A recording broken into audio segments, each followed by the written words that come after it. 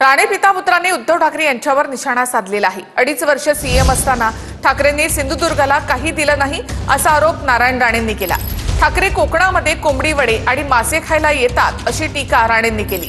तर नारायण राणेंना अटक केलेला क्षण आजही मोबाईलमध्ये आहे। परतफेड केल्यानंतरच मोबाईलमधून व्हिडिओ डिलीट करेन असा इशारा नितेश राणे यांनी दिलाय।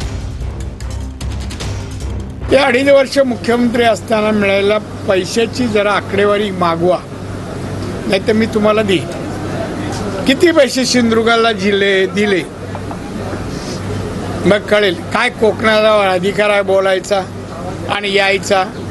मी सगळ्या हॉटेलवाल्यांना सांगितलं कोंबडी वडे आणि मासे बंद, द्यायची येईल त्या दिवशी।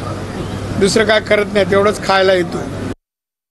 साहेबांना जेवणावर उठून अटक करण्याचा तो क्षण मी आधी माझ्या मोबाईलमध्ये सेव्ह करून ठेवलेला आहे आणि त्या दिवशी त्याची परतफेड करीन, त्याच दिवशी डिलीट मारणार।